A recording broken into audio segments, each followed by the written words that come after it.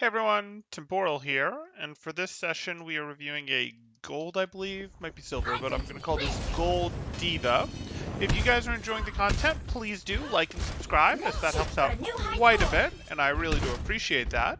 Or if you are looking to get coaching yourself, you can join my Discord in the description below, see what rates look like, see what sort of promos, special events we have going on, all of that good stuff. Let's see how our Diva has done. We've talked to them before about high ground. We've talked a little bit about some other topics, like DM management. Let's see how they've done. 5, 4, 3, 2, 1. Attackers incoming. Defense matrix should delete enemies like it deletes projectiles? I mean, you would think so. Like, if she, in theory, with defense matrix, has bullets that she fires that are powerful enough to just delete whatever projectiles are incoming, like that she's like, let me just use this to highlight them and delete them, whatever. But seems like it should, yeah, work on opponents. Now, it might not be very balanced like that, but hey.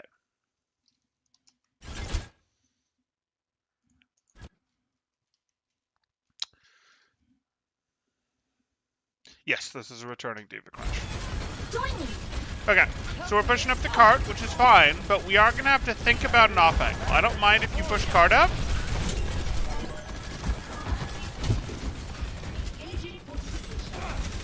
Hey, Div. Yeah, I think this is the third Webby.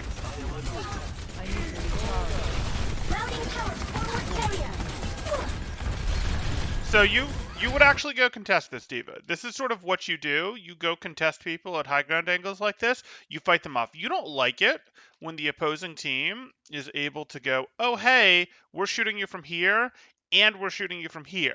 But this is their main angle. This is where the majority of them are. And that's not actually what you go deal with as Diva. You go deal with the off angle as Diva, the one that's lesser populated. It's still dangerous. It could still be a problem, but you go deal with that. You let your team figure out, hey, we're going to handle this. Maybe we're going to use cover against this. Maybe we're going to have a Reinhardt or another tank push this. But your job as Diva is to solve the off angle for your team. So you would actually go as soon as you get a window like this, where your team is like kind of in, can kind of support you pushing this, you push here and you block this out. And while you're fighting this person, your team isn't getting peppered with shots from this side. So your team can solve this problem here. That's sort of like what you do. You're like the utility expert, go solve the off angle. Diva, that's part of what's so amazing for her. She has the toolkit to go do that. And you might be thinking, oh, but what if the other Diva beats me? Or what if, it's a pocketed Ash or something like that and I can't beat it by myself? Okay, that's fine. Because you going and distracting them, keeping them busy, and then dropping, if you lose the fight, if you're losing the fight, as long as you drop before you lose your mech and say tuck behind cover down here, still means that you are blocking these guys out for 2 seconds, 4 seconds, whatever you could do to buy your team critical time when they wanted to rotate, when they wanted to push. You're like that crucial stopgap temporary solution. And sometimes you're a more permanent solution. In fact, we're hoping that you're a more permanent solution to this off angle here and that you win. And you've actually got a pretty good chance of winning because this wall blocks the line of sight from the enemies, so the enemies can't shoot you. Plus, the enemies are distracted shooting the enemy's core group or distracted shooting at your core group. But your core group can shoot darts into the back of you to heal you. You don't have an Ana, but they can go, hey, let's give you the Harmony Orb. They did put the Discord Orb on the opposing Diva. They do have the option to support you with an Ash shot or whatever into this. Now, even if you get no support, this is okay. If you just don't like how the fight goes, you just drop back down. But you go block out this angle, fight it, try to win. If you win, you get to take their angle. They have to go leave, and you can potentially work up over here. And now you've got this angle. And see this situation where the opponents were sort of pincering you from two different directions? Now you're pincering them because you've made their Diva go join so they don't have an off angle, but you guys do have a main and an off angle against them, and your team can sort of support you on this off angle if they want to throw like a Harmony Orb at you, things like that. So this is what you do as Diva. It's incredibly important. And I would have liked to see you, well, already go for it. Hey, White Tiger. Hey, Semitic. Oh, hey, Game Buster. Okay. Back to this. Yeah, so I don't want to fight forward. I want to solve the off angle as D.Va. If I really have my way, I want to solve the off angle and then take my own after solving it.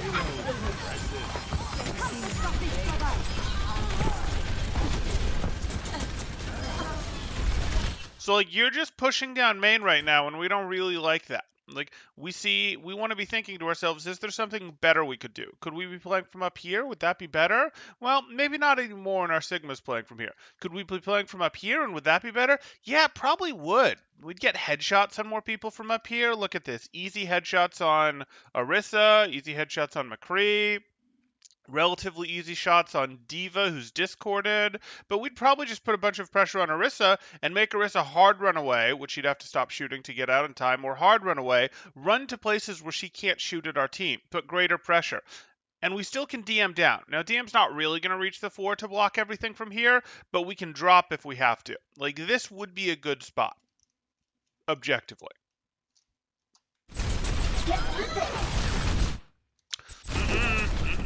We don't want to just push it down mid. I mean, diving her's fine. You're winning by enough. But we don't generally want to just walk it down mid as D.Va. We want to take away the opponent's off angle and take our own off angles.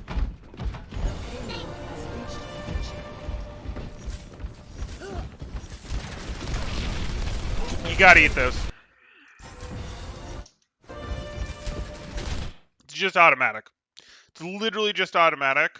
You see a halt like this, unless you are specifically holding your DM for something even more scary like a Grav or a Blizzard that's going to come out, you just automatically, by reflex, you just DM when you see halts like this. You just DM, scoop it up, you just DM, scoop the halt up with the DM, and then go back to doing your business. Like, that's what you do. You just have to train that reflex. You do the same thing to TNTs, to Annonades, to Sleeps, to Moira Orbs.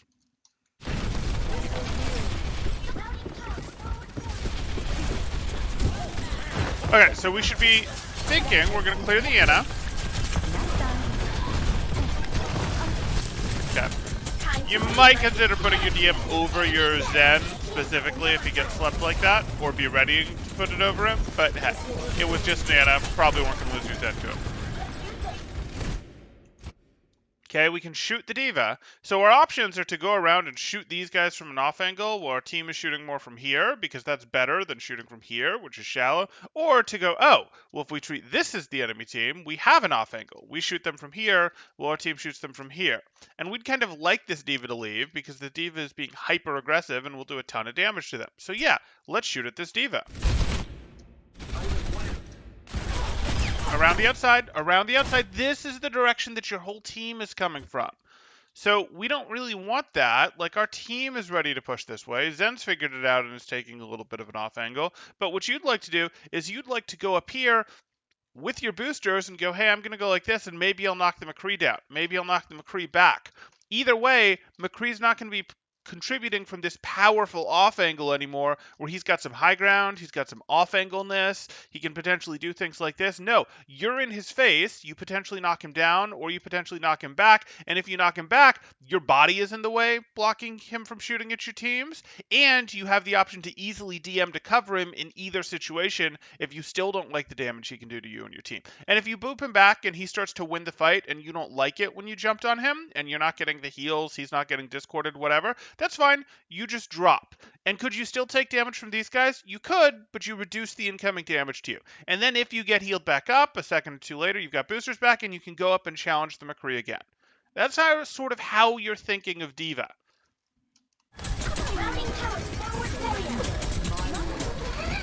Hey, Atros Gaming.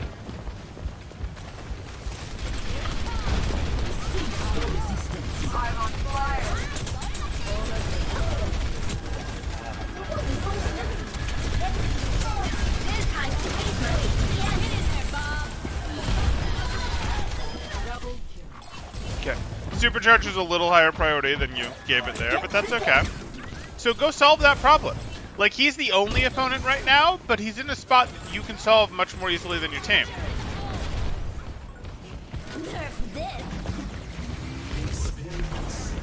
Okay. You're good up here. You are. Back, back, back, back. You don't need to boost out that hard, but if you want to deal with D.Va, so be it. Okay.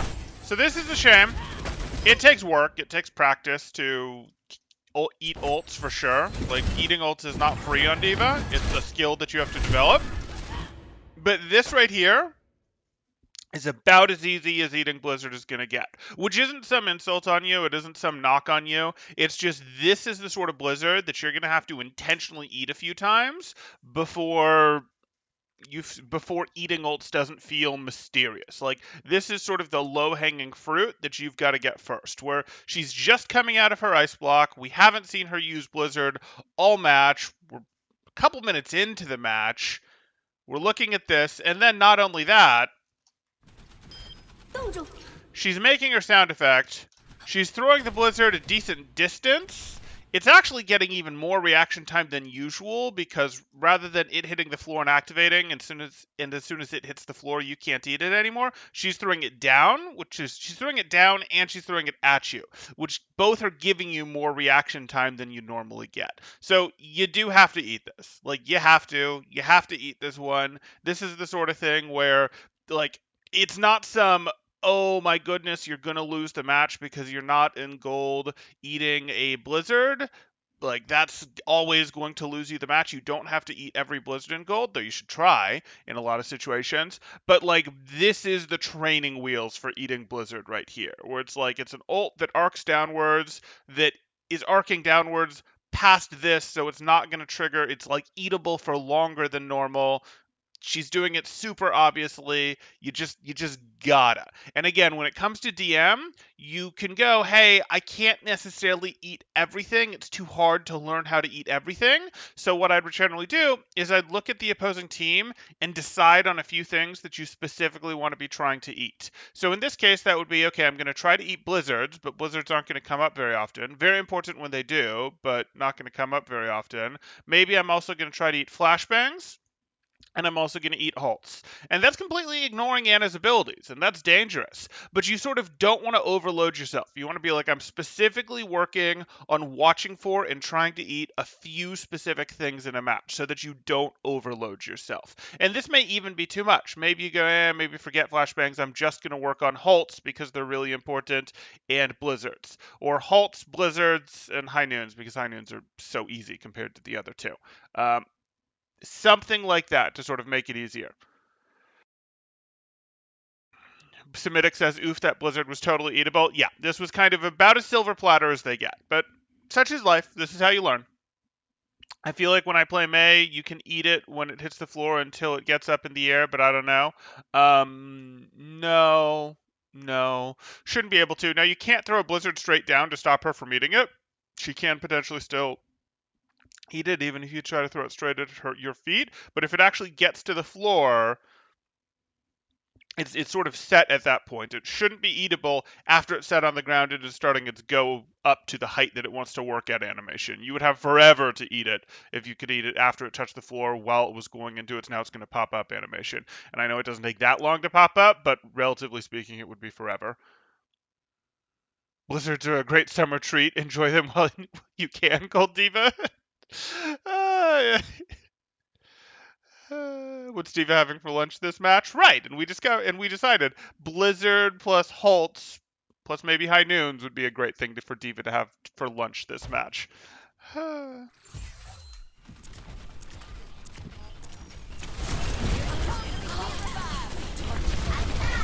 Though if we're talking about food and we don't have Congaboom here to tell us lunchtime temporal, snack time, with temporal VODs, dinner time with temporal VODs, I feel like we're missing something, guys. Plus mercy, eat the mercy. Doesn't work.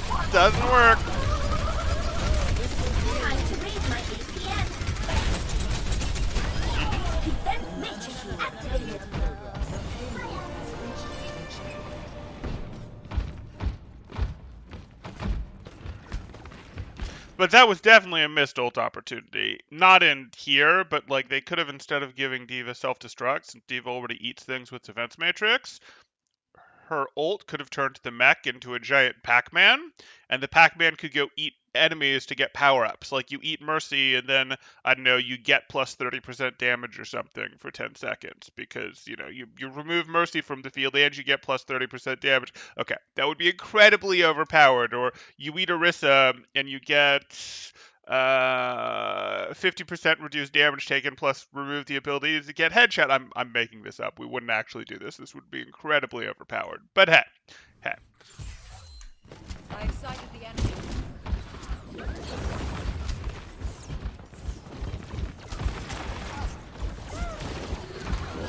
Sounds good, Overwatch 2. I mean, single tank, so, if we're going to make tanks better because there's only one of them, sure.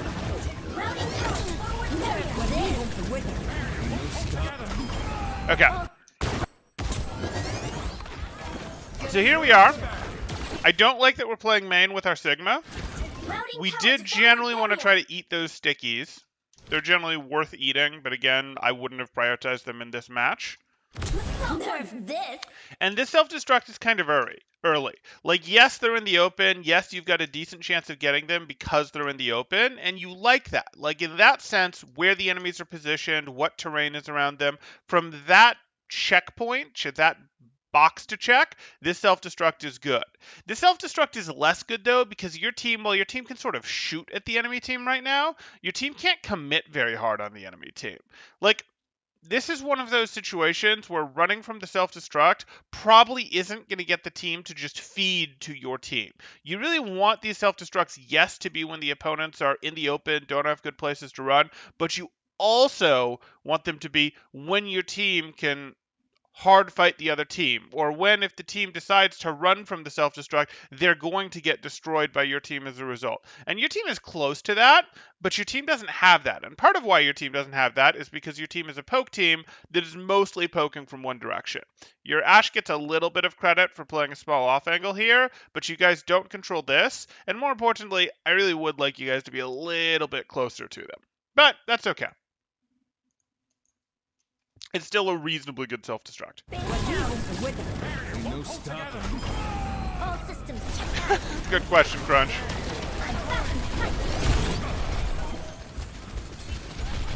Defense matrix activated. Kill streak.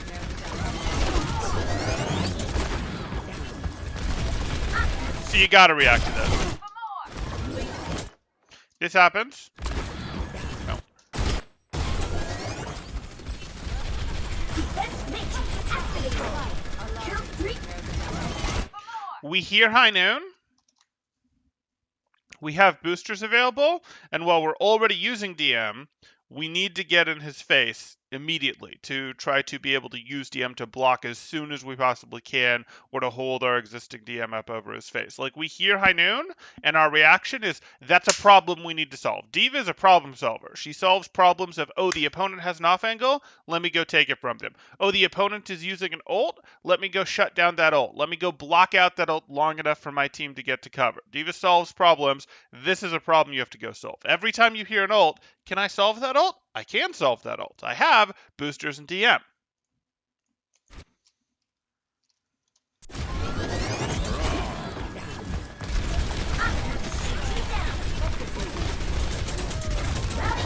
Forward shield. Get through this.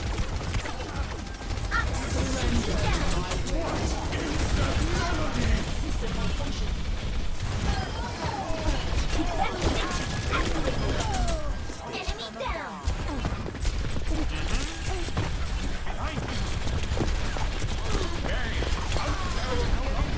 I'm on fire. I'm on fire. Okay, D.Va, I did a video yesterday on tracking for Soldier and Tracer, and you would benefit from much the same stuff here.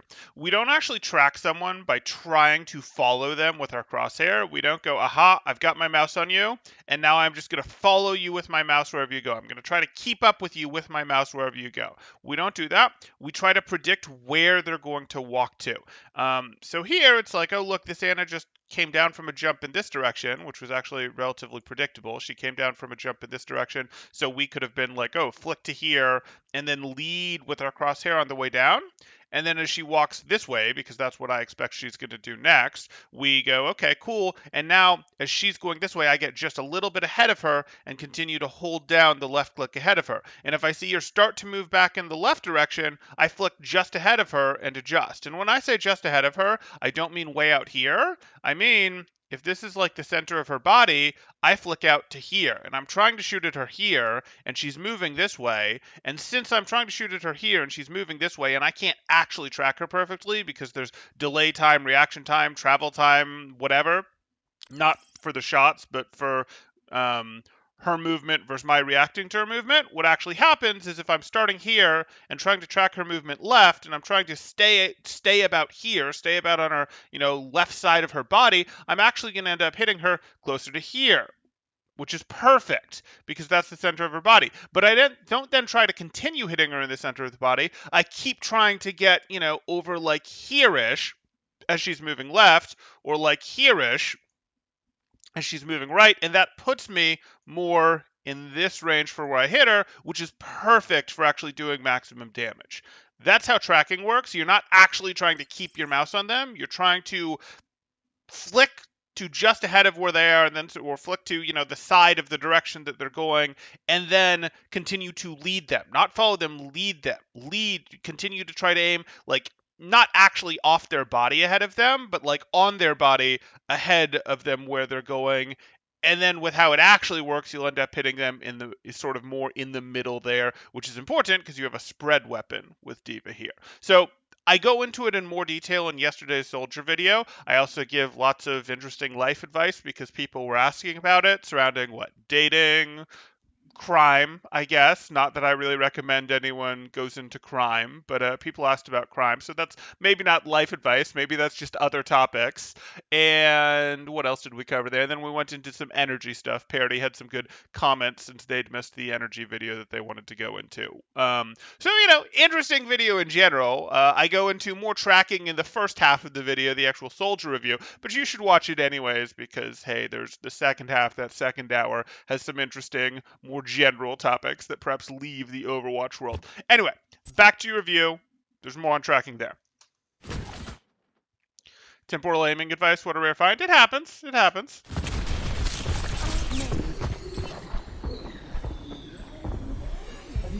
The base. No. Here we are. We took down Mercy. This is free. This Anna's already used her nade. We have 570 HP and we have full DM. There is no way that she gets a sleep off on us or that she gets away unless friends come and help her. So we talked about how to track her better. No reason to DM here.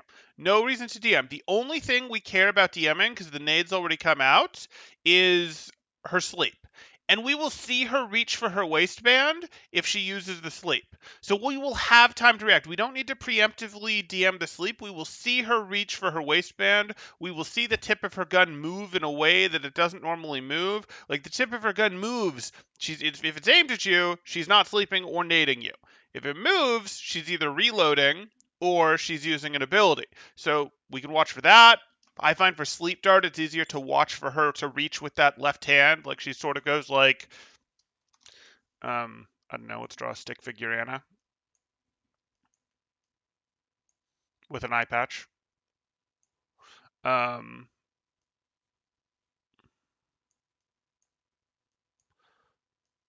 And she reaches like that down for her waistband. And it's pretty obvious how she reaches like that. And I just did it with her right hand, but whatever. She does it with her left hand, so it's actually like that.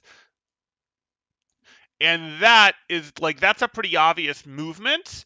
And you can see that. And that's one of the things that you study for. Again, you don't have to be watching for learning to eat everything at once. That's just too hard on D.Va. But Defense Matrix is your best ability. It is amazing. It is why D.Va has been meta in so many metas.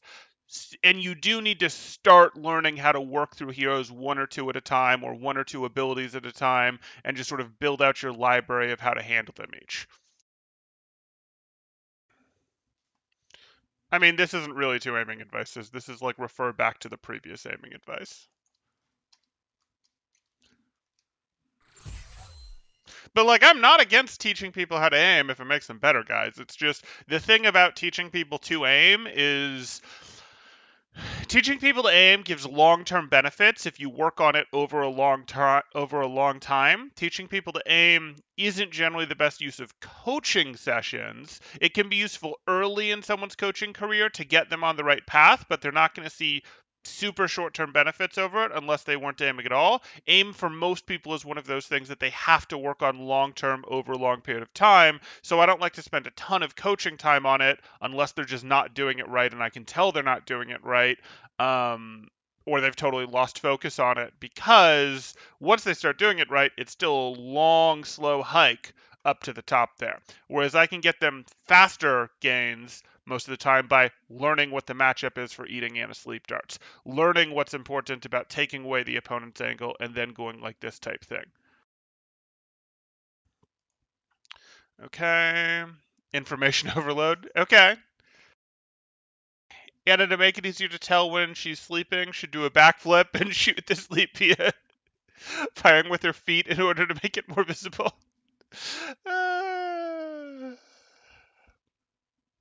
Do you think arm aiming or wrist aiming is superior? Arm aiming, for sure. Your elbow is going to wear out slower than your wrist. Like, the human body is just going to wear out as we use it. That's how life works. You've only got so many tennis serves in your elbow. You've only got so many miles of running in your knees on what surface. You've only got so many. Take your pick here. Like, your body is going to wear out, and there's things you can do to make it last longer. Like, eating better, exercising better, working out on better materials. There's things that you can do that help, certainly, but everyone's body eventually is going to wear out. Your elbow will wear out when using it to aim much, much more slowly than your wrist would. So you would prefer to elbow aim for that reason.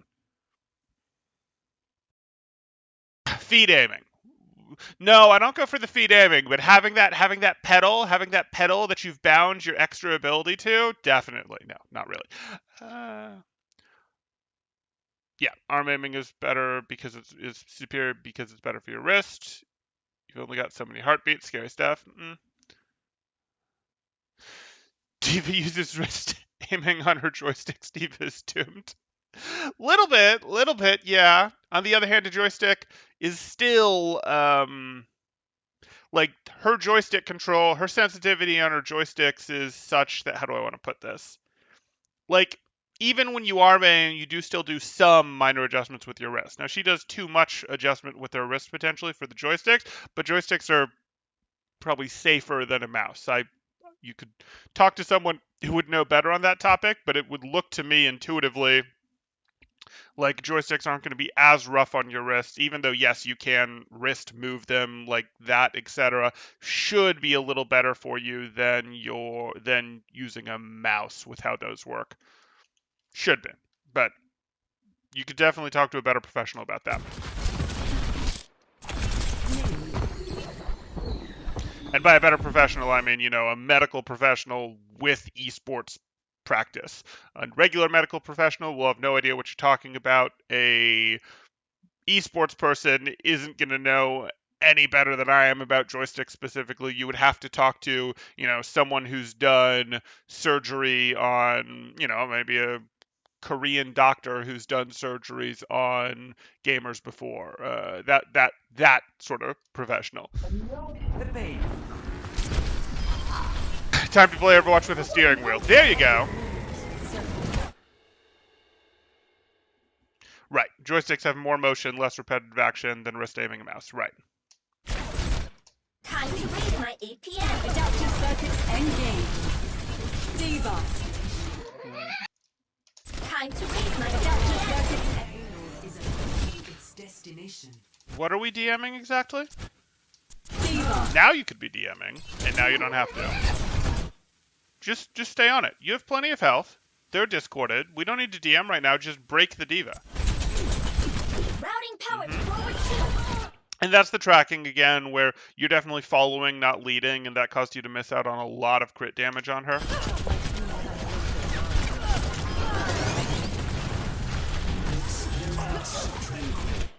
okay, this is cool and all, but could you solve this problem better from up here? Do you really need to be pushing this? Now that the transit's going, you can just walk at them. But before that, did it make more sense to go up here and pressure from over here and be like, oh, look at the free headshots, and cause them to look up here, which means they're not looking at the rest of your team? Ash had the right idea. Now, you'd potentially draw some extra attention to your Ash, but that's okay. You can DM to protect your Ash if you need be.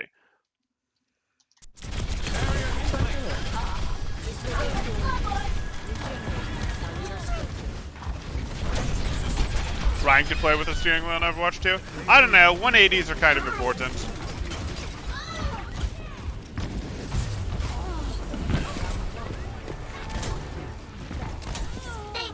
Hello, I am looking for a Korean doctor. Qualifications must have operated on 5 Overwatch League players. No, you'd have to find League of Legends. Overwatch League isn't, it hasn't been out long enough for you to really have what you want there.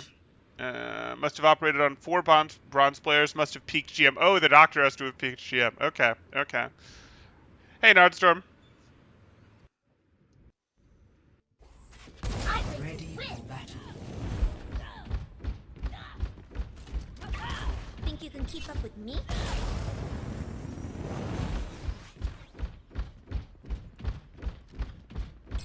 Attackers incoming in 30 seconds. Get over here. Everybody come over here. Boosters engaged.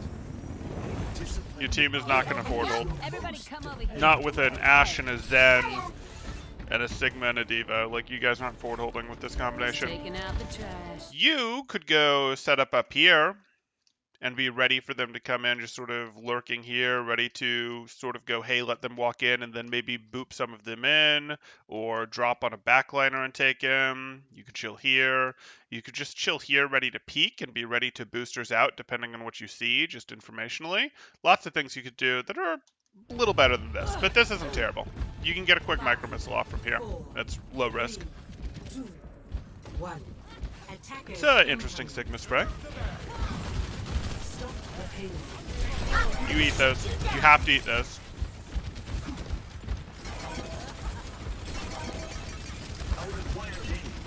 I excited the enemy. You can micro here. Like, you still should micro here. This team isn't about to rush you down. You've got enough time to justify the micro missiles. You'll get them back, put them on cooldown, get some value out of them.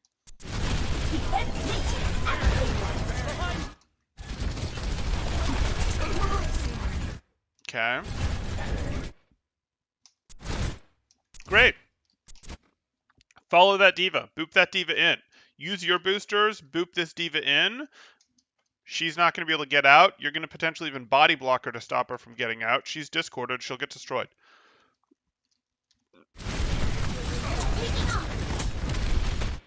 You let her go. You didn't want to block her like this. You wanted to block her from getting out. No, she got away with 60 HP. 600 HP hero got away with 60 HP while discorded. Oof. Oof. No. We don't like this. We liked this much better. This was much better. Applying damage from the side here. You see how this works, where the cart is sort of cover for these guys against, well, some of your team. They can sort of hide behind the cart if they want to. And if you're here, hiding behind the cart over here works against both you and your team. If you're over here, behind the cart is worthless. You can still see it. That's how taking angles works. Angles compromise cover. So you don't want to then go, well, let me put my back to my team. Like, no. Even though there's not friendly fire in this game, even though your team's not going to shoot, through you and hurt you by shooting through you, you're still going to hurt your outgoing damage, how much of it gets done to the team, because the opposing team can now take cover against both of you. The opposing team can also go, hey, we're shooting at D.Va, and if we miss, we still hit Sigma barrier for value.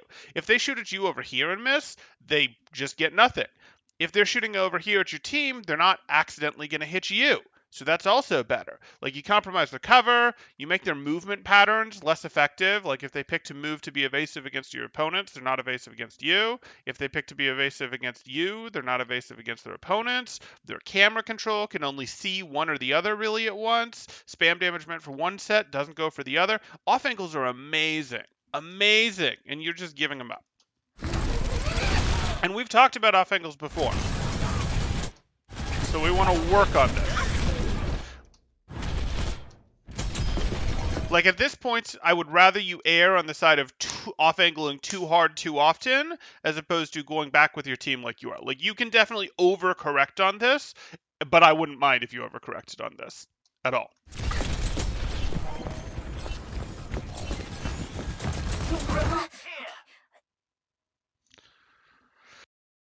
Nordstrom says, if I walk into a doctor's office, I better see their PhD on the wall in addition to their peak SR on their main account with hours played on each hero. Okay. If Mercy removed her damage boost, the enemy team would be allowed to eliminate her under the Geneva Convention. Wouldn't be allowed to eliminate her under the Geneva Convention, as they would be blocking humanitarian efforts. Sure. I mean, she's still carrying around her pistol, right? So she's gotta be careful there. Nordstrom says, I find it hard when playing D.Va to decide whether it's right for a position, say high ground, whether it's right to fight for a position or to give up that space. Hard to say. Hard to know if you've got the resources going into you to stand your ground. Yeah, so you have to judge what's going into you. And we did this on offense where we talked about, hey, go answer the other diva up here. And we could see the other diva was discorded, so it was definitely worth challenging them. But even so, if the other team's here and you're challenging up here, it's a go for it. And if you don't like the way that the fight is going, you take a step back, you fall, and you go behind cover against the other team if you can manage it. And then you're relatively safe, and you wait until you get healed up again, or if you don't get healed up again, you can go rejoin your team on your next booster. But if you do get healed back up again, you just go re-challenge again. You don't like how the fight goes, you drop again. Then you re-challenge again type thing. You keep re-challenging it until you win, because you sort of need to win, but also, even if you're not winning, at least you're keeping them blocked out for 4 seconds, then 3 seconds, then 2 seconds. I'm assuming a little less each time because you're probably not getting healed quite all the way back up to full each time, but that's sort of what you're doing, and that's critical because that's 8 seconds or whatever, really important 7 seconds, 6 seconds that you blocked out that your team needed while they were fighting this, that they were just going to lose to the off angle because off angles are so powerful while you were doing it.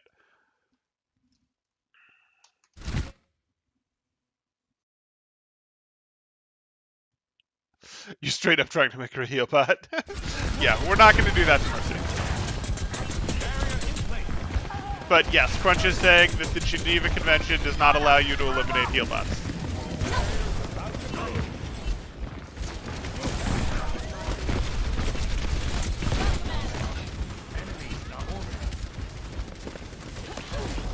But the Geneva Convention doesn't really help you if you're eliminated. And it might be like, that was illegal. That was a war crime. Does that help your personal situation after you're already in the grave? Yeah. My ultimate is charging. Remember, just because something's illegal doesn't mean someone can't do it.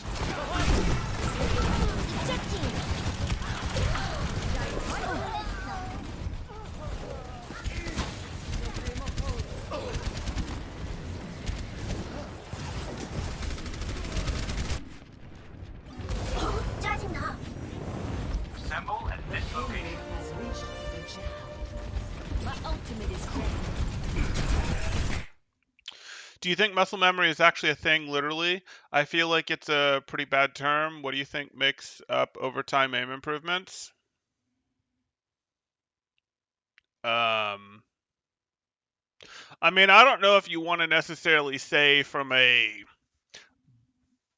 I don't know if you actually want to say like the memory is stored in the muscle in that sense, but there's definitely pathways, at least in the brain, that you're sort of wearing that are like, I know exactly how to do that, and they for sure exist. That's why you can consistently hit some flicks and you can't hit others. It's why you might learn, since I did a tennis example earlier, how to do a tennis serve, and like after you've learned how to do the tennis serve, you can hit it pretty reliably 9 out of 10 times. But before you've learned, it's hard. And like if you stop doing it for a really long time, it doesn't immediately come back. The pathway is still sort of there, and you can re-wear it and get it back, and you'll probably get it faster than you did the first time. But there's definitely something to it from a I don't want to say mechanical standpoint, but from like a yes, this is now automatic type standpoint. So I don't think it's the worst term, no. Like your muscles don't actually have memory, distances are often different. Sure, but like how to swing a bat in baseball, or like how to do some different swings in baseball, how to throw your different pitches in baseball, how to hit a serve in tennis, how to hit flicks that are similar in style. Like, yeah, there's something to muscle memory that I'm not saying the muscles themselves remember, but like your brain, your neural pathway, etc., is worn in such a way that, yeah, you can do it. It's more happening in the brain than the muscle. Yeah. But that takes time. Like if you go, and it would be the same thing with anything. Like, okay, you've got the muscle. I mean, we could call it the muscle memory for the deflect timing on when McCree moves his hand for flashbang versus Genji hitting the deflect. Like you could say, okay, that's not really a muscle thing. It's a wearing the brain pathway, getting that down, etc. Or for people who never played Genji, more like Breath of the Wild, where it's like, okay, you have to hit the deflect against all of the enemies for any of the high level Breath of the Wild stuff, because that's the only mechanic they know how to use. Fun game, don't get me wrong, but that their high level combat completely revolved around hit parry timings. That's sort of a muscle memory type thing. And again, it's maybe not the muscles, but it's something where it's like that's much, much easier after you've done it a few times, because not because like, yes, now I see what the timing is, but like though that's part of it, but there actually is a okay, you've done it a few times thing, and it's actually easier at that point. From a really literal point, yeah, muscle memory is wrong, but like it's just a term that kind of connects with it. Like it's obviously just part of our memory, but it's a muscle memory because of our body, just auto reacting kind of thing. Yeah. Uh, Muscle memory means you no longer consciously think about how to do it. Hey, video. Uh, Basically, yeah. Yeah. Genji deflect is a good example. It's weird how perfectly I get to time it when it runs out. Cool, cool. Okay, cool. Back to Wubby here. You can get on a bike after years of not riding and still be able to ride, not as well, but you still can. Yep. Feels like your muscles remember, so the term's fine, knowing it's not quite right. Yeah, I think we're all on the same page here. Get into position. Okay, we're leaving. Okay, now we're just gonna destroy D.Va because she's way too deep. Punish the D.Va. Punish the D.Va. And you see that damage is coming from there, so you just boost her up right behind her to stop the damage from being a threat to you while still not letting her get away. That's what we do here. And this is beautiful. You see how that works? How when you DM from here, you actually block more? If you DM'd from here, if you DM'd in this direction, it would sort of be like, I'm throwing a DM and I'm trying to like sort of block the damage. You block more for your team by DMing from here. This is more effective, using the side of it because of how physics works, because of how geometry works. You actually cover more space for your team. You protect them better when you DM across from the side like this. So like the damage that's potentially coming from this other team into your team who is back here is actually much better when you're from the side like this. This is part of why we want to take the off angles. Yes, it lets us hit better headshots. Yes, it does all those things we talked about from a damage perspective, but it's also better from a DM perspective. Activating the barrier. Like, you see how much of that you were covering? Now you're actually covering a little less. You like to boost at tires. If you can find that tire, you want to boost at it and try to shoot. Oh, never mind, it's your tire. Minor detail. I got distracted with our muscle memory discussion. I might have forgot the team comps.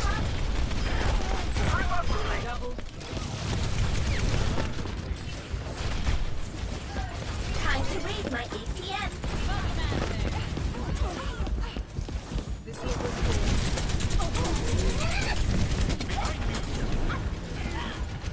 Crunch really wants us to talk about crime. Interesting.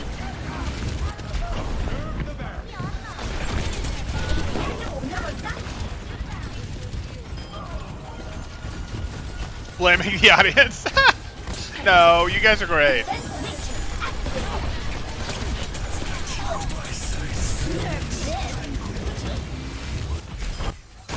Were you out of DM? Yeah, so we don't do this. Defense matrix activated. Drain your DM. Just hold your DM up until it's empty. If you then want to self-destruct, fine, to make him run for cover. There's a very good chance you'll lose your own pilot life while doing so. But drain your DM in this situation? Nope, not like that all the way. Drain all of your DM before you commit to the self-destruct.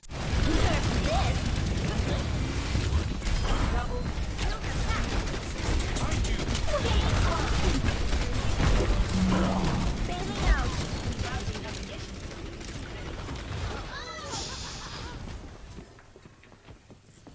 Thanks. Fluxus is upon us. Join with me.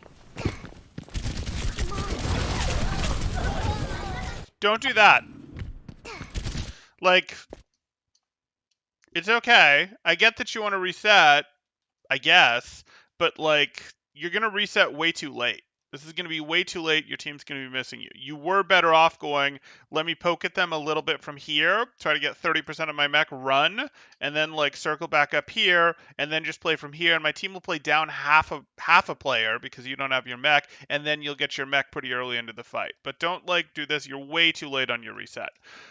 Divas go and reset themselves sometimes. Don't get me wrong, but the opposing team is ready. There's already 4 of them here. There's a 5th right behind them.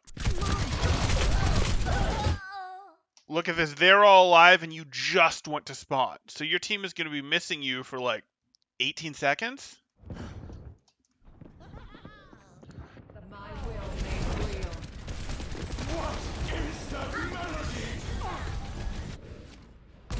I'm not a good loser.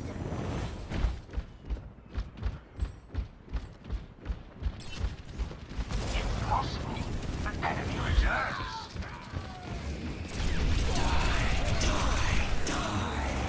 No longer exist.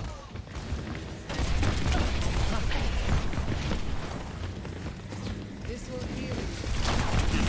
We like this. Shooting from above. Look how effective that is. Like, you've lost this fight, but like, look how much work you're doing in a lost fight because of the high gun. It is time to leave, though. Not one. Routing towers forward area.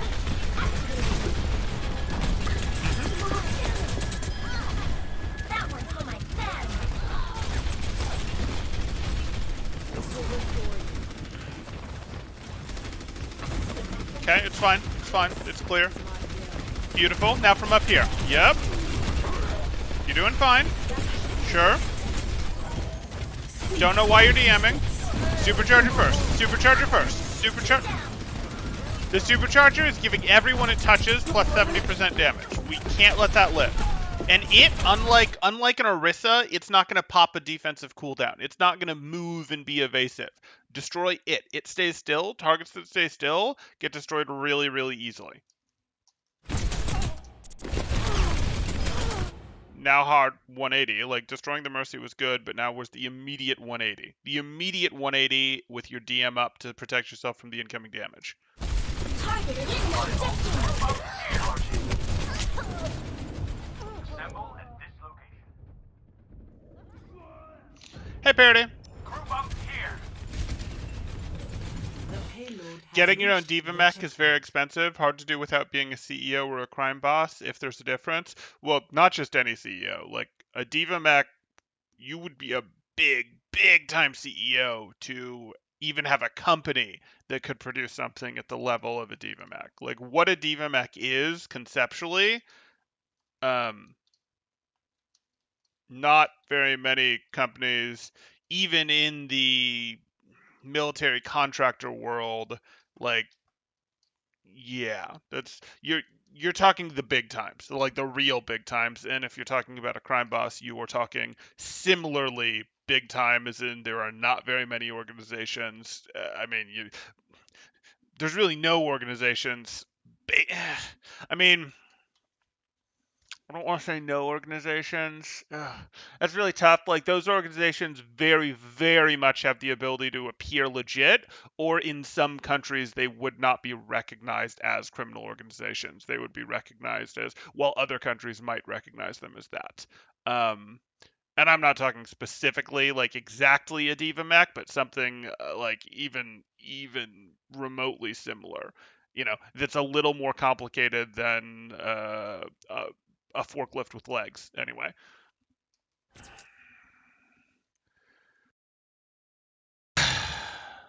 Okay. Let's catch up here. Crunch. We go with lots of terms that aren't quite right but are useful. F something. I can't even decode that. I think you're trying to like avoid sensors, but I just can't decode what you mean there. Sorry. Like that could be F word, but I don't know where you're going from there. Electricity goes from negative to positive. Oh, got it. Got it. That's what you're talking. You're actually going physics here. You're not going okay, there we go. Because usefulness, sure.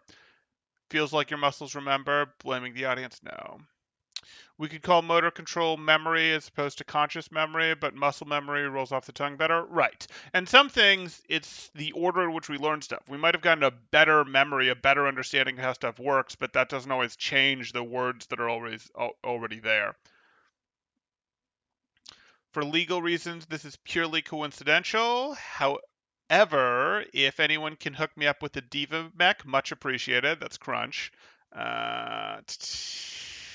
Nardstorm wants to talk about how you can still purchase a bridge to launder the money from your organized crime after years of not doing it.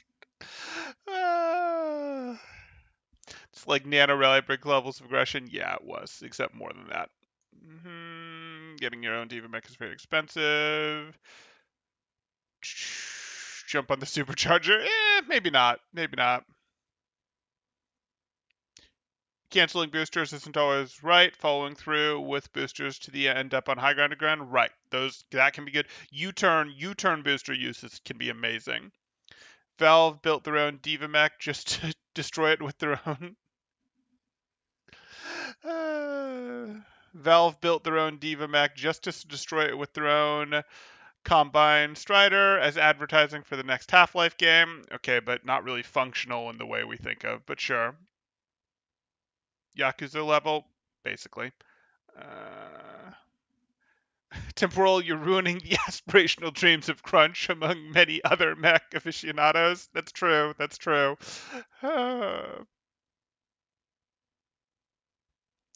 Why would you build a mech that has to be piloted over 100 attack drones? Mechs are so 2010.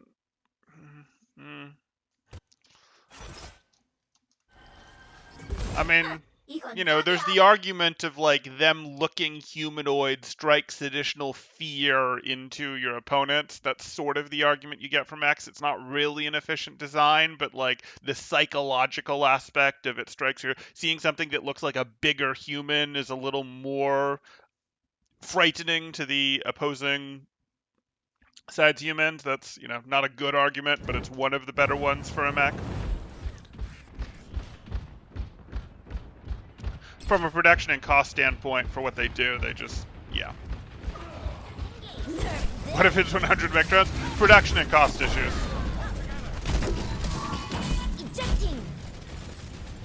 Okay. Back to here.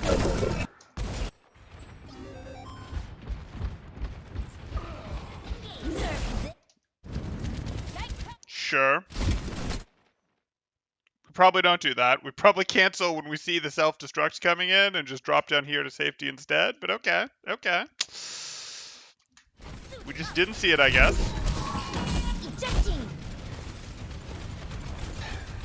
Now the audience wants Iron Man suits. Okay. Tuck tighter on the corner. Tighter on the cover.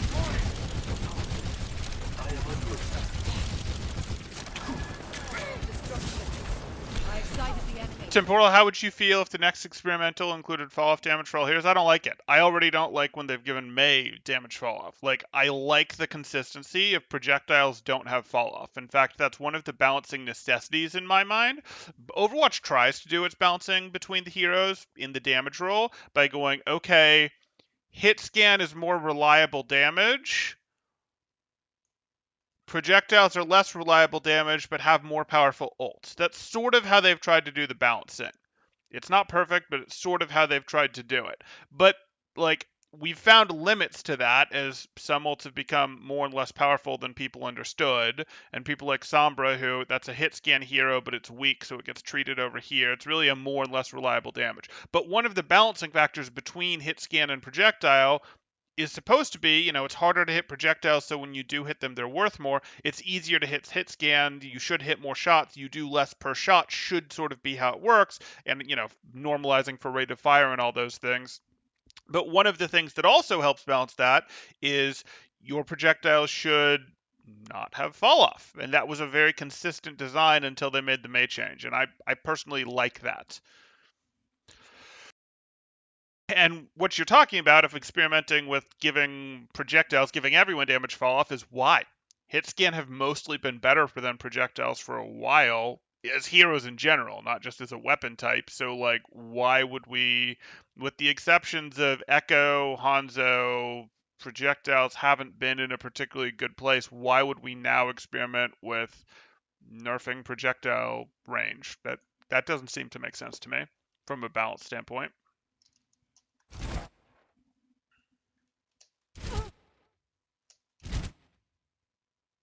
Oh, fall damage, not fall off damage. Oh. Sure, that could be fun. I don't think so, but you could try it. That would actually want to be experimental, though. I don't think it's a good change. Could be interesting to try, but I don't think it's a good change. For much the same reasons I just said, actually. It's going to affect heroes like Echo, Pharah, D.Va, Genji. It's going to affect... D.Va's not a projectile here necessarily, though she does have micro missiles, but it's going to affect some of your more mobile projectile heroes more than your hit scan heroes. All systems check out. Fall damage does not sound fun. Taking off. Haven't had enough. I mean, the maps clearly weren't designed to think about fall damage. Routing power to forward shield.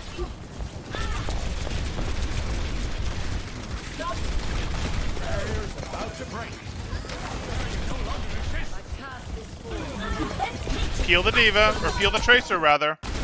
Like, again, I hear the Tracer, and this is one of those things that you solve as D.Va. You solve the off-angle threat, and now the off-angle threat is a flanker in your backline, and that's totally fine. You can go back with boosters and solve this. Drive the Tracer out, and then work your way back up here, fight over here, take the angle from them, and then take this angle from them. Not just fight down mid with your Sigma.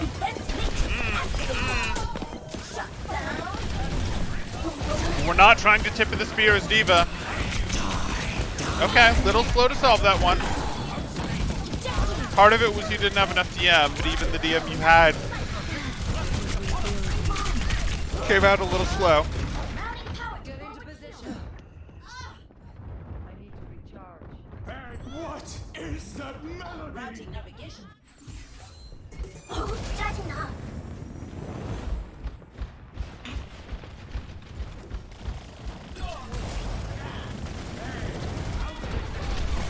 Okay. Wait for your team, and your next booster is a self-destruct.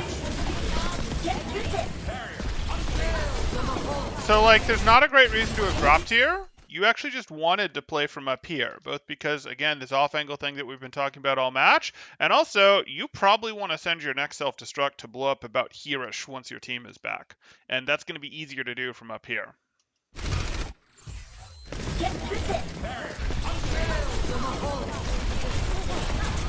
Time to raise my APM.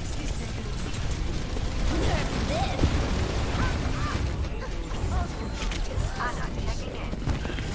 Now we'll show them. Routing power to forward barrier.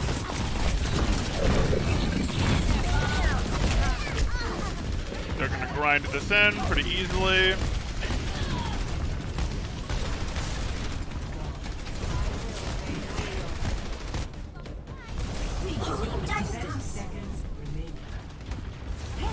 Another victory. Just a little longer.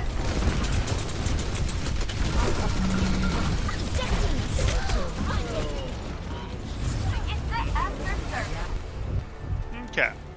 Extra rounds here. Your will is strong. Grind out the win. I mean, I suppose you can go innuendo with that if you want, James Daly, but it was relatively innocuous. You're mistaken. Alright, You're game mistaken. face I on. see great things for you. Is this easy mode? Embrace tranquility. Five, Hiya. 4, 3, 2, 1. Attackers incoming. Sure, that's fine. You can spend the DM relatively harmlessly there. Hey, we had a mortar orb.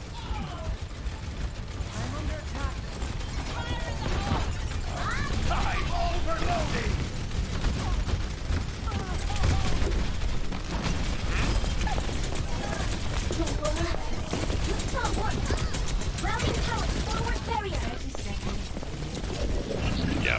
So pushed in too hard for this. Like, we look at this. Did what we needed to. Yeah, yes, we would like to eliminate her before she gets her mech back. And this is fine, they're both in the same direction. Do not let them end up in different directions. Do not let them surround you. No, we are not going to boost into this unless we U-turn out. We can't cancel here. We had to continue this and maybe put ourselves over here where Tracer couldn't shoot us. Or more likely, just get as far out as we could. And then wander our way back to here and hold this doorway, or even go here type thing. Like, you put yourself, remember how we've talked about how powerful off angles are? You put yourself in a situation where they were off angling against you. You created a terrible situation for yourself here. And it was out of greed of trying to get the baby diva. Yes, we would like to eliminate the baby diva here, but not at the cost of our own mech. Routing towers, forward barrier. 30 seconds.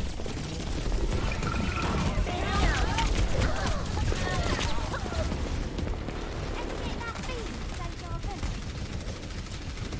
Allow me to repair Charging now. 10 seconds. We have this in the bag.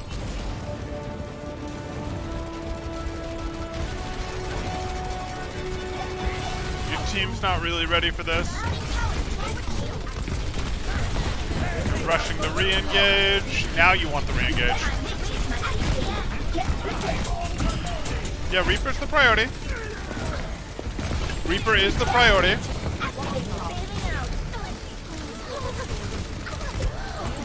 Too late. You needed to get more done while the Torp lava was down.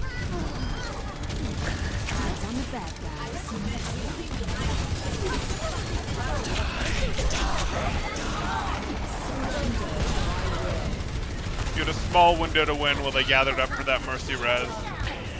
But once they got it and spread back out, that was over. Time to be young to die. The payload has reached the checkpoint. Time to raise my APM. Oh, I remember that post, James.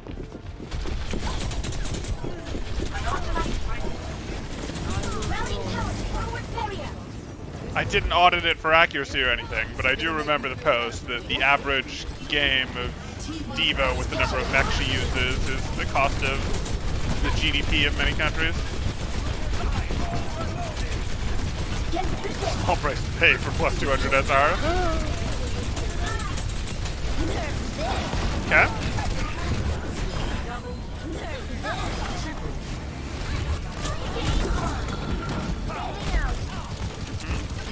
Good, there you go.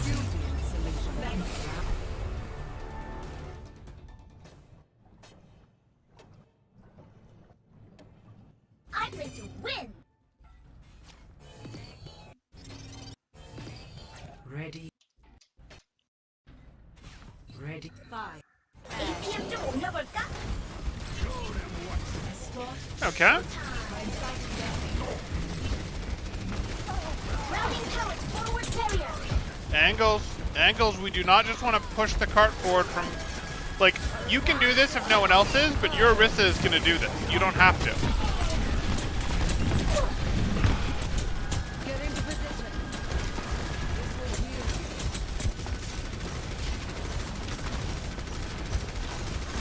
Please don't stare at the cart. Like, look to the left where a threat could come from while you're pushing the cart. Routing powers forward shield. Boosters engaged. I'm gonna shoot you down.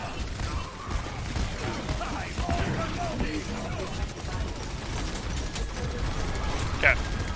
So once your Orisa gets up here, okay, your Orisa's basically ready. Wait until this barrier cooldown is back, and before she deploys another barrier, what you're going to do is you're going to boost her up to here. And what boosting up to here is going to do is it's going to cause this team to go, oh, we don't like that. Because suddenly you're shooting them in the back, and there's not really anything they can do about it. Like, maybe they'll drop a Sim TP to get up there. Maybe Reaper will shadow step up there. No. You can just be like, nope, you can't shoot at me. And then if they pay attention to you, your team runs them over. If they don't pay attention to you, you step out here and just get to rain damage on them from above. All these headshot crits, etc. You can cast your DM over the support line. Whatever you want to do, it makes it real easy for your team to push through. And one of the reasons you can do that is they don't have their own diva to contest you making that play. They can't solve that problem that you can create for them because Diva's such a good problem solver. Routing powers forward barrier. Time to raise my ATM. ATM will never die. Surrender to my will.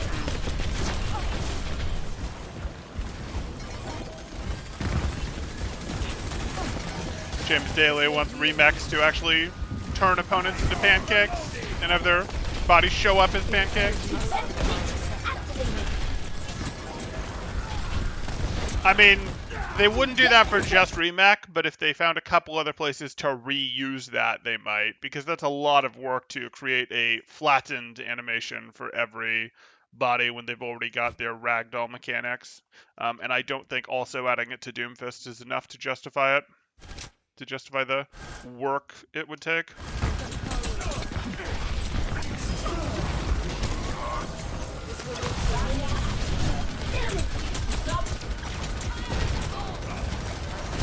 Yeah, could.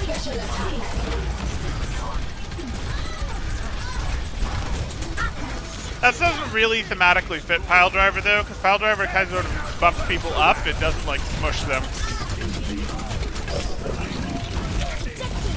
So again, we're trying to just brute force this down mid. And we don't want to brute force this down mid. You also, like, you're down to 100 HP and you're like, no, I'm going to keep fighting him. Like, just cave and use the DM. Cave and use the DM. But you didn't actually want to boost her here in the first place. You wanted to boost her up here. You really did. I promise. I promise.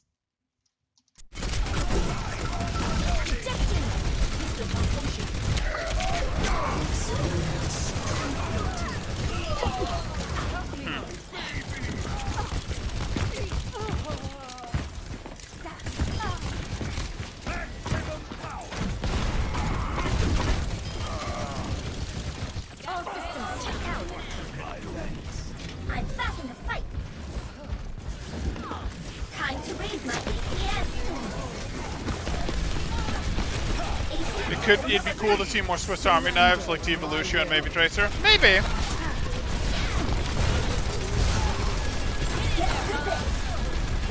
Again, you're just pushing mid. Like, we want angle. We also need to turn faster for that.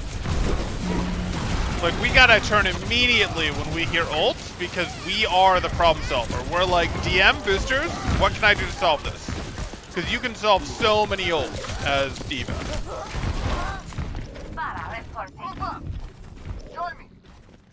This is gonna be a tough one. You guys had a 3-minute time bank and first is now in question.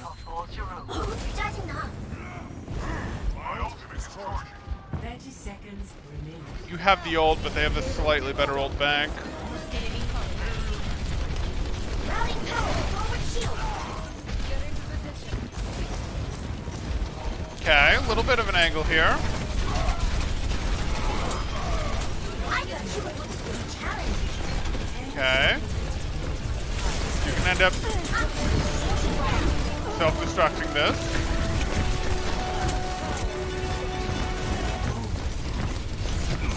gotta.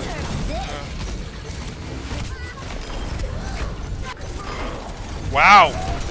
I'm amazed you lived.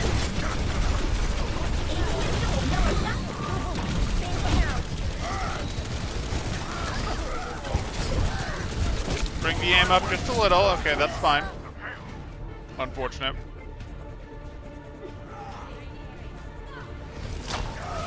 Okay. There's things we can fix in those last couple fights, but we don't really care because we're not actually curious about how you win the game. We're curious about how you play better. So what we're going to do to make you play better is a couple things. One of which is something we've covered before. We've covered this before, but we're not letting go of it because it really is that important. You need to come in from the off angles. Like you go, hey, I solved the off angles. I solved the off angles. Stop it. Stop it with this, like, I push with Sigma, I push with Roadhog, I push with Zarya down main. Like, literally stop it. I don't want to see you leading your team pushing down main. Like, your team smells bad. They haven't showered. Go this way. Go this way. Go up over here and turn around the enemy team. Or defensively, control here and don't let them in like you did. And if no one's threatening you from there, go here and threaten them from here. Like, off angles. And high ground counts as an off angle, but off angles. You do not get to tank main as D.Va. No. You don't get to do Reinhardt impersonations. You don't get to go, oh, well, I'll go do this. If your team happens to follow you down an off angle, so be it. But, like, if your other tank follows you down an off angle, go somewhere else. Just be like, I don't want it. I don't want it. I'm going to go somewhere else. So I'm keeping that at the top of your list. I know we've gone over that before, but it hasn't been implemented. So it's still the most important thing. It is. It's the most important thing. The next thing that we're going to get into is specifically solving things. And this is going to pair quite nicely with off angles, but I want you to look to specifically solve threats, and I want you to look to specifically solve high ground or off angle threats. Like, oh, there's a D.Va up there. I need to go solve that so my team isn't getting pincered from multiple directions. Oh, there's a Tracer and a D.Va pushing in from here as the team is pushing here. I need to solve that. And if you solve that, you win, and now you have your off angle. So this might feel like the same point, but it actually is a different one, and it's actually important. You want to almost always be looking to take your off angles, but you're going to have to win some off angles first. And it should serve as a reminder to you of, oh, I need to go do that. Like, you might be just perfectly happy on this off angle, and then you see that there's an Ashe giving your team trouble over there. Well, too bad. This isn't good enough. It's more important that you solve an off angle than that you have your own. So solve the off angles. Solve the threats, the D.Vas, the Ashes, the McCrees, the Reapers, whatever. You are the one who needs to solve those. And you can repeatedly go re-challenge them. Oh, don't like how it's going? Drop, maybe get healed, maybe get a health back, whatever. Go challenge it again. Challenge it while your team is trying to fight. You don't want to jump them early. Challenge them while your team is trying to fight. So that even if you don't win the fight, you're at least stopping them from tearing apart your team from the side who's busy fighting this. And it doesn't have to be right here. We can do the same thing here. We could go do this on second, where, hey, your team is fighting over here, and you go challenge the Ashe over here, who would otherwise be shooting your team in the side. That sort of thing. That's how this works. That is how D.Va works. And then the third thing I want you to work on is I want you at basically every match, early in a match, to look at the opposing team and pick one ult that you're going to be watching for trying to eat, maybe one easy ult that you're going to watch for try to eat, one hard ult that you're going to watch for to try to eat, and then maybe one character that you're going to try to eat the abilities of, the meaningful abilities. So in this case, if we looked at what the enemy team currently has, Holt could be the regular ability that you're trying to eat. Reaper could be their ult is easy to eat. And easy to eat ults are like Blossom, High Noon, Tac Visor. We're just sort of, you don't have to, where it's not if you don't eat them right at the very beginning immediately, you can't eat them at all type thing. So those would be the hard ones to eat. Those would be the Gravs, the Blizzards, the Dragon Strikes. But the easy to eat stuff would be the Blossoms, the Visors, that. So just always assume that you're going to be trying to eat visors, blossoms, high noons, that sort of thing, but also add a difficult to eat one if it's on the opposing team, as well as a character that you're trying to eat the abilities of. That could be Orisa with Holt, that could be Anna with Sleeps and Nades, that could be Moira with Orbs, something like that. So like do that. Hopefully that's not too much that I'm giving you in that. Don't try to do all these things at once, but hopefully just that third one even by itself isn't too much. Try to work through these one thing at a time, and I'm serious about this off angling thing. I know I've given you this topic before, and there's not enough improvement here. Like we got to keep working on it. We got to do it more. I don't care if you're never on main. I would like you. Like if you're never on main, I'd be okay with that. Would that mean very occasionally you're wrong? Yes, it would. But it would be a big improvement over what we're currently seeing. So please do that. Work through these things one at a time with like 5 to 15% of your brain power. That's how we're going to do it. We're going to build this in as a habit, as muscle memory, as we discussed earlier. It's going to become part of your autopilot, and then when it's part of your autopilot, you have more brain power to do, free to do other things. And that's what we're looking to do. That's how you actually get better at Overwatch. You stack good habit on top of good habit on top of good habit on top of good habit. Okay, if people have questions, you can throw them up in chat now. If you guys are enjoying the content, please do like and subscribe, as that helps out quite a bit, and I really do appreciate it. Or if you are looking to get coaching yourself, you can join my Discord in the description below, see what rates look like, see what sort of promos, special events we have going on, all of that good stuff. So let's see here.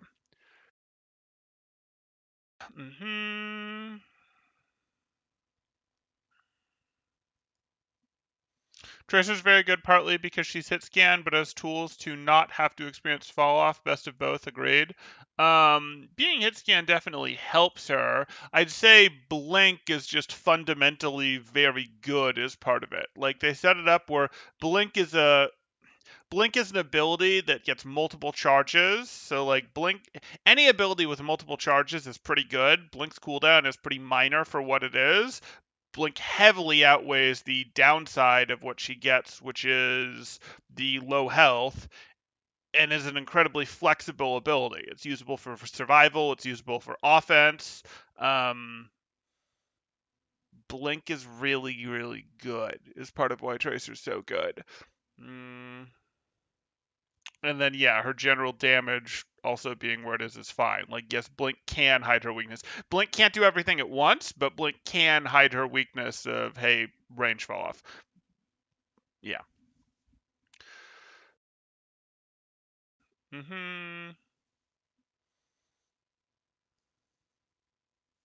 Mercy players should fly at people being attacked by a damage orb to reduce the damage they take from the orb. Probably not. Probably not. Someone like Ryan survives the remake, they could walk around flat. Waddling about. No, because then it would basically be including a slow element in the ability, and we don't want that. That'd be way too much of a buff. Or we could have more super situational heroes that people can one trick to enrage their teammates. Oh boy. Oh boy. Hopefully not.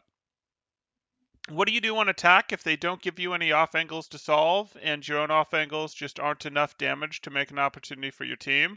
Well, you can sort of do what I talked about here, which is, hey, maybe this off angle isn't enough to solve things for your team. Maybe this off angle isn't enough to solve things for your team. So let me make my own off angle by going up over here, and this is a rather extreme off angle to solve things for my team.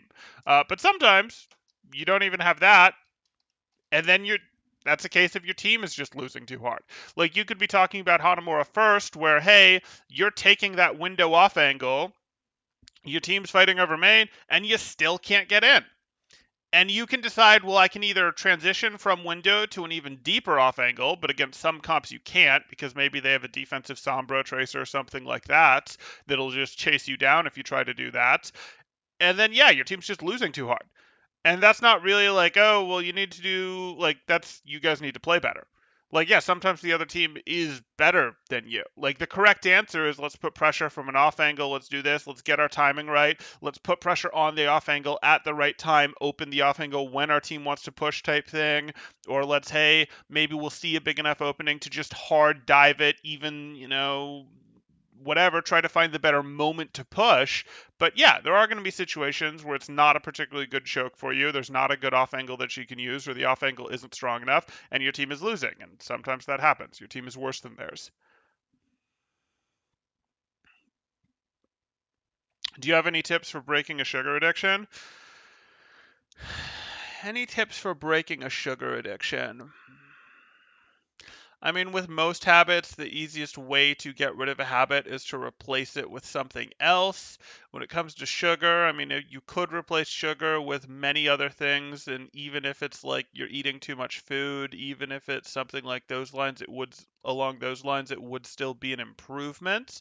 Like if you're drinking sodas, replacing it with coffee would be an improvement. There's still issues there, or tea would be an improvement. There's still issues there, but hey, that's better for you. You could also go, okay, well, usually would eat sugar, and maybe you'd eat sugar in the form of candy, dessert, something like that, and go, okay, well, is there something else that you like that could still be an improvement? Like, okay, could you do popcorn?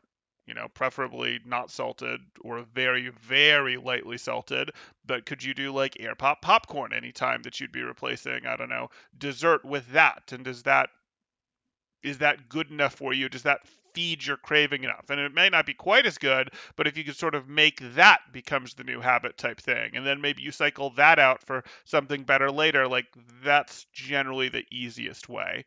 Um,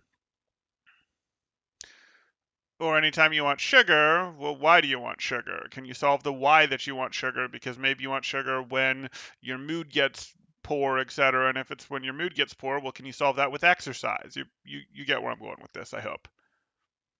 The Mole Hero. Yes. Yes, the Mole Hero. There we go. Okay, James asks if a Diva main and a Zarya main queue into the same team, should they play those heroes or should they accept the comp as horrific and play something else? I mean, I'd like them to accept the comp as horrific and play something else, but if they're both one-tricking because they specifically want to get good at those heroes, that's not going to terribly bother me, and they're going to make the best of it by playing off angles.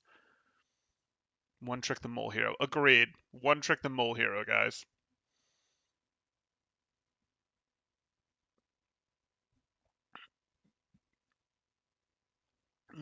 I don't think you can get into the van and drive over the enemies, James. I don't think it lets you do that, unfortunately. We need a new hero to do that. Driver.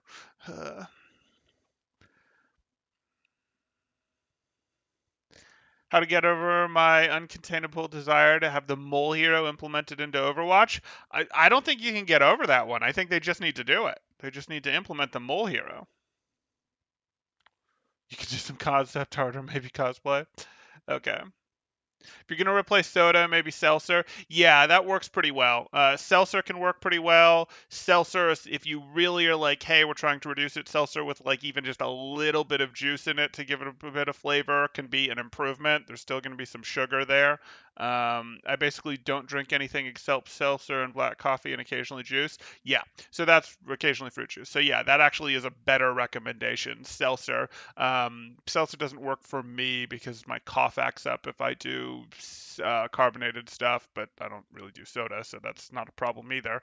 But yes, seltzer is probably easier to transition through if you're trying to get rid of soda as a sugar example. And again, if it's just doing nothing for you, it's still an improvement if you do seltzer with just like a little bit of juice mixed in, maybe like a little bit of, I mean, it depends what type of juice you want to go for there, but we're not talking like half seltzer, half juice. We're talking like, a pinch, like an eighth of a glass or less compared to seltzer, which is making up the majority of it, just to give it a little bit of body there.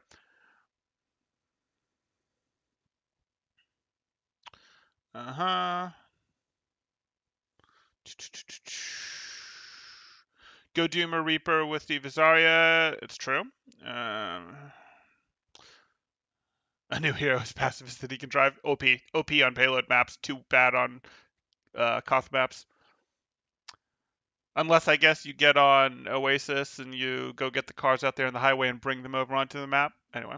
The easiest way to break a sugar addiction is to just not have refined sugar in the house. If no sweetness at all is too hard. Have whole fruit on hand. Juices is sugary as soda, so meh. I mean, it is, yeah, but again, it depends how are we doing this. Like you as long as as long as you have the willpower to never drink straight juice, it's still a massive improvement to go seltzer water with like a little bit of juice in it over soda that they might have been drinking at other times. His ultimate is that he can parallel power. OP, OP. Temporal, what would be the best comp for a theoretical mole hero, assuming it's a DPS hero with 250 health that drives into the ground and pop up on people to dive them? Um, probably dive tanks. Probably dive tanks to go with that, and then like a tracer, or for maximum wrenching of the opponent's aim around, maybe like an Echo or a Pharah. But my guess would be it would be a dive tank with another dive hero, or perhaps a flying poke dive hero. And it depends. Does that pop-up do AoE damage? Does that pop-up have any sort of stun or slow associated with it? We have to know more about the mole hero that we're totally going to get. I tell people they should go cold turkey because sugar is an addictive chemical and small amounts of it will give you tons of cravings. Okay, sure. And that works for some people and it doesn't for other. I mean, we've found that with nicotine too, where it's like, okay, cold turkey is probably the best solution, but some people have found success transitioning through patches.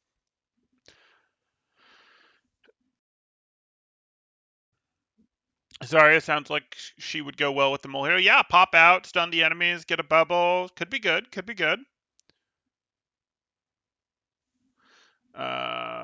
It's easier to not eat it at all, but you kind of go through withdrawal for lots of cravings for a few days. Right. And it's easier if you can find something to solve that. Like when we were talking about, like, do you need to fix a dessert issue where you're having sugar as dessert? Well, can you do like air pop popcorn with basically nothing on it? Okay, maybe that works type thing. You've replaced it. You have something type thing. What if Overwatch had vehicles? Could be. I don't think so, though. I don't really think vehicles fit into Overwatch, to be honest. The maps aren't really well designed for them. And the movement speed is actually pretty fast in Overwatch already, and there's lots of movement abilities already. So I think vehicles would be a tough sell. At Temporal, herbal tea makes uncarbonated calorie flavored drinks, but it does require some planning ahead if you want cold drinks. True, true. Okay, I think that's going to do it for this one. If you guys are enjoying the content, please do like and subscribe, as that helps out quite a bit, and I really do appreciate that. Or if you are looking to get coaching yourself, you can join my Discord in the description below, see what rates look like, see what sort of promos, special events we have going on, all of that good stuff. I'll give you guys about another 15 seconds or so to wrap up your comments there. If you guys want to be here to ask questions, be they Overwatch questions, be they more general life questions, like we've gotten into how to replace sugar here. Those are things we do on this channel. The best way to see if there's going to be a topic that interests you, at least for the main video topic, is to in the Discord, join that Discord, scroll down to get notifications, react to that channel, and then you can get Discord pings whenever we go live. And you can check, oh, do I care about this topic? Do I care about this hero? Do I care about this rank? Oh, Temporal is evaluating a guide. I want to see that. Oh, Temporal is talking about what's something else we talked about? Temporal's doing an owl review. I want to see that. Oh, Temporal is talking about how to use real estate to grow wealth. I want to see that. Like any of that stuff, or I have comments about that. Or Temporal's reacting to a news article about high energy PCs. I definitely want to see that. Anything like that, best way is to be in the Discord, and in the Discord, go down to that get notifications channel, react, and then you'll see, is this something you want to tune in to be able to ask questions or be able to make your own comments? Like Parody, for example, would have probably very much liked to be there for the video that we did on, what was I saying, on high energy PCs. And maybe Parody's a watcher, maybe not, but I suspect Parody would have liked to be there based on how much we then covered that topic yesterday with follow-up questions. So we can solve these things. Go ahead, become a watcher if if you have strong opinions or if you have questions, any of that good stuff. Yes, that was not just me stalling for time to give people a chance to get their final questions in there. How to become a Blizzard employee to implement the Mole Hero? I don't recommend it. Well, you have to be sleazy to make their company values.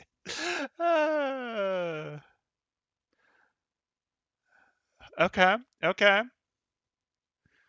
Parody says at Crunch, blackmail, obviously. You kind of missed your best chance, though. Everything's out in the open now. Maybe everything's out in the open. Or maybe it would be more effective now because now they really can't take the hit stacked on top of another hit that's happening here. It's like, oh, the double whammy. The threat of the double whammy might be more dangerous than the first one. Who knows? Okay, that's going to do it for now. I will see you all in the next one. Thanks. Temporal out.